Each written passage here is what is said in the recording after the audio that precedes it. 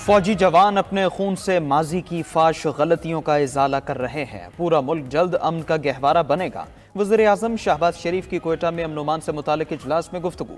कहा army chief general Saeed Asim Munir की leadership में सिक्योरिटी इदारे फ़र्ज की अदायगी कर रहे हैं। कल्लात में इंतहाई अलमनाक वाक़या पेश आया। सिक्योरिटी फोर्सेज ने दिफाई वतन में खून का नजराना पेश किया। बलोचिस्तान के दुश्मनों के नापाक अज़ाइम कभी कामयाब नहीं होने देंगे। तमाम तवानाइयाँ लगाकर दहशतगर्दों का सफाया करेंगे। अपनी सफ़ों में इत्तेहाद की जितनी ज़रूरत आज है, पहले कभी ना थी। इत्तेफाक और इत्तेहाद से चैलेंजेस का मुकाबला करना है। हम कायम कर लें, फिर सियासत भी होगी और सियासी मैदान भी सजेंगे। वज़ीर आज़म शहबाज शरीफ की CMH कोयटा जाकर ज़ख्मी जवानों से भी मुलाकात। कहा आप सब कौम के हीरोज़ हैं। मुझ समेत पूरी कौम को आप और आपके अहले खाना पर फ़ख्र है। ज़ख्मियों ने कहा मुल्क की खातिर जान का नजराना पेश करना पड़े तो हमें इस पर कोई मलाल नहीं।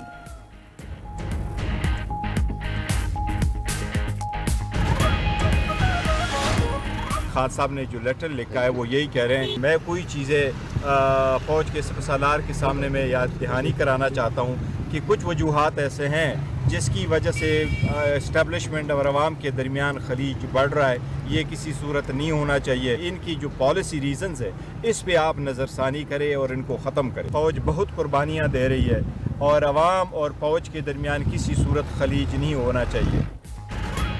बानी PTI ने आर्मी चीफ को बतौर साबिक वज़ीर आज़म खत लिखा। सिपा सालार से पॉलिसीज़ पर नजर सानी का कहा है। चेयरमैन PTI बैरिस्टर गौहर की मीडिया से गुफ्तगू। कहा बानी PTI ने खत में लिखा कि अफवाज पाकिस्तान ने बेशुमार कुर्बानियाँ दी हैं। फ़ौज हमारी है, इंतशार नहीं चाहते। अवाम फ़ौज के साथ खड़ी है। बानी PTI का खत PTI का पॉलिसी शिफ्ट नहीं है। बानी PTI के वकील फैसल चौधरी ने वाज़ेह किया कि बानी PTI ने आर्मी चीफ को 6 निकात पर मुश्तमिल खत भेजा। दहशतगर्दी के खिलाफ जंग में फ़ौज से इज़हार यकजहती किया। कानून की हुक्मरानी, अदलिया मुखालिफ इक़दाम और पीका तरमीमी एक्ट पर भी लिखा है। अलीमा खान बोली हमारी फ़ौज मुल्क की रीढ़ की हड्डी है, हमें अपनी फ़ौज को मजबूत देखना है।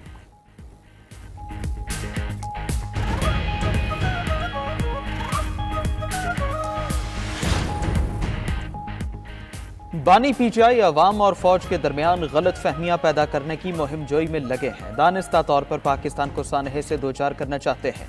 वज़ीर आज़म के मुशीर राना सनाउल्लाह का रद्द-ए-अमल।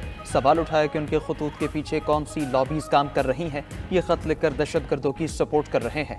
इनको समझ नहीं या फिर जानबूझकर कर रहे हैं।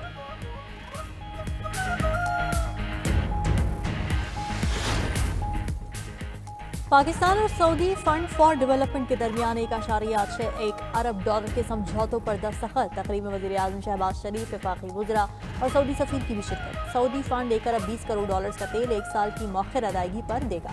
मानसहरा में वाटर सप्लाई स्कीम के लिए $4 करोड़ 10 लाख रियायती शरह पर कर्ज मिलेगा। वज़ीर आज़म से सऊदी फंड बराए तरक्की के वफ्द की मुलाकात। वज़ीर आज़म ने ताउन को सराहा। ग्रीन एनर्जी समेत दीगर मनसूबों पर काम की रफ्तार तेज करने पर जोर दिया। चीफ एग्जीक्यूटिव SFD ने मुश्तरका मनसूबों में मुकम्मल ताउन की यकीन दहानी कराई।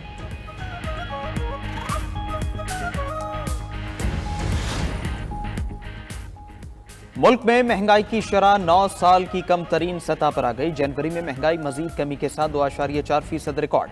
इदारा शुमारियात की रिपोर्ट के मुताबिक अक्टूबर 2015 के बाद महंगाई की कम तरीन सतह है।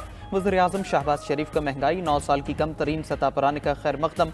बयान में कहा 1 साल में महंगाई 28% से कम होकर 2% पर आ चुकी। अशिया खुरोनोश सस्ती होने से आम आदमी की जिंदगी में बेहतरी आ रही है, जो हुकूमत की मुआशी पॉलिसियों और इक़दामात के दुरुस्त होने की सनद है। वज़ीर आज़म महंगाई के साथ पॉलिसी रेट में भी मजीद कमी के लिए पुरुमीद। शहबाज शरीफ ने विफाकी काबीना का इजलास आज तलब कर लिया। वज़ीर आज़म आज सिरीना अंडरपास का इफ्तिताह भी करेंगे। मेगा प्रोजेक्ट 3 माह की कलील मुद्दत में मुकम्मल हुआ।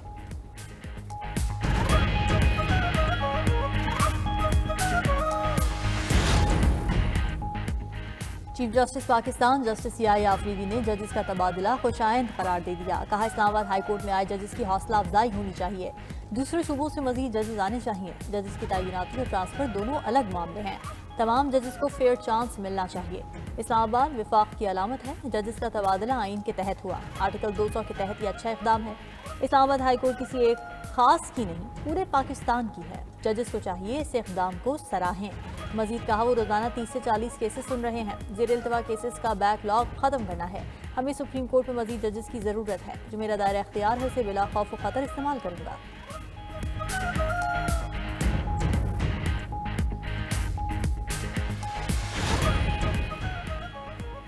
इस्लामाबाद हाई कोर्ट में 3 जजेस की तैनाती के बाद सीनियरिटी लिस्ट तब्दील। Justice Sarfraz Dogar senior puisne जज इस्लामाबाद हाई कोर्ट बन गए। Justice Mohsin Akhtar Kayani seniority list में दूसरे नंबर पर चले गए।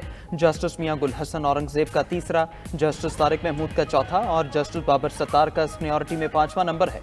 इस्लामाबाद हाई कोर्ट की इंतजामी कमेटी भी तब्दील। जस्टिस सरफराज डोगर और जस्टिस खादिम हुसैन सोमरो इंतजामी कमेटी के मेंबरान मुकर्रर। हाई कोर्ट में ट्रांसफर होने वाले 2 जजेस ने जिम्मेदारियां संभाल ली।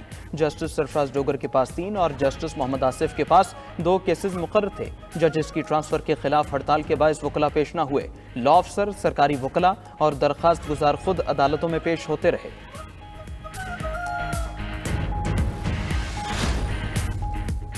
190 मिलियन पाउंड रेफरेंस का फैसला सुनाने वाले एहतसाब अदालत के जज नासिर जावेद राना का तबादला हो गया। जज Nasir Javed Rana district and session जज वेस्ट तैनात। रजिस्ट्रार इस्लामाबाद हाई कोर्ट ने नोटिफिकेशन जारी कर दिया।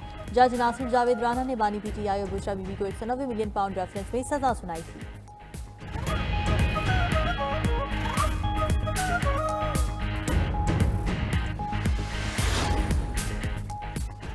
पीका कानून यकतरफा बना, सहाफ़ी बरादरी से मुशावरत होनी चाहिए थी। सरबरा JUI मौलाना फजलुर रहमान का कहना है, सदर ममलकत ने यकीन दिलाया था कि मोहसिन नकवी से मुशावरत करेंगे। लगता है ऐसा दबाव आया कि सदर ने जल्द ही दस्तखत कर दिए।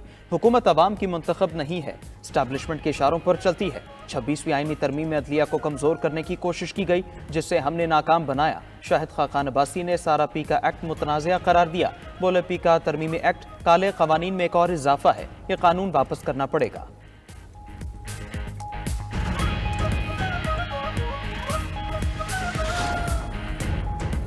सहाफ़ियों के एहतजाज पर हुकूमत ने पीका एक्ट में तरमीम का इंदिया दे दिया। वफाकी वज़ीर इत्तलात अता तारड़ का लाहौर में तकरीब से खिताब। कहा, मुशावरत से पीका एक्ट में तरमीम लाई जा सकती है। बताया जाए तरमीम की किस शक पर एतराज़ है।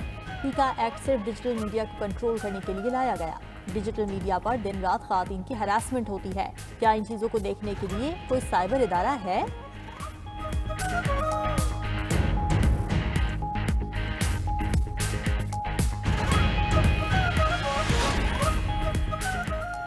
सिंध असेंबली ने ज़रई इनकम टैक्स बिल 2025 इत्तेफाक राय से मंजूर कर लिया। बिल के तहत 15 करोड़ रुपए तक ज़रई आमदन को इनकम टैक्स से इस्तिस्ना होगा। 20 करोड़ रुपए तक ज़रई आमदन पर 1% टैक्स लगेगा।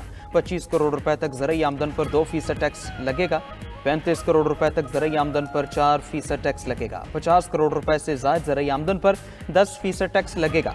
वज़ीर आला मुराद अली शाह ने कहा, ज़रई टैक्स लगाने पर खुश नहीं। हमें कहा गया ये टैक्स ना लगाया तो IMF नहीं आएगा। हमने कहा था टैक्स 15% से डायरेक्ट 45% पर ना लेकर जाएं। FBR अपनी नाकामी छुपाने के लिए ज़रई शोबे को टारगेट कर रहा है। सूबाई वजीर सईद गनी बोले, ज़रई टैक्स 30 साल से लगा हुआ है। ये तासुर गलत है कि ज़राअत पर पहले टैक्स नहीं था। MQM ने ज़रई इनकम टैक्स बिल की हिमायत की। अली खुर्शीदी ने कहा, ज़रई इनकम टैक्स मजबूरी नहीं, ज़रूरी है। हम 40 साल से ज़रई टैक्स की बात कर रहे हैं। हमारी बात नहीं मानी, IMF की मान ली।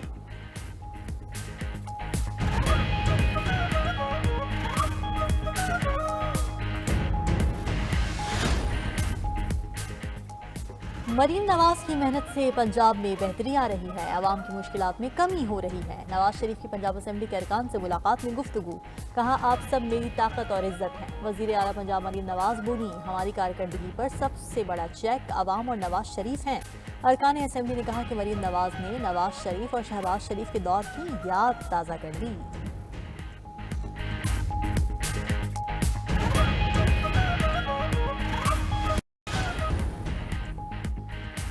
अमरीकी सदर ने मेक्सिको की दरामदात पर इजाफी टैक्स का नफाज 1 माह के लिए रोक दिया। डोनाल्ड ट्रंप और मेक्सिको के सदर क्लॉडिया शेनबाम में टेलीफोनिक राबिता। ट्रंप ने कहा, टैक्स के मामले पर मेक्सिको के साथ किसी मुआहदे पर पहुंचने की कोशिश है।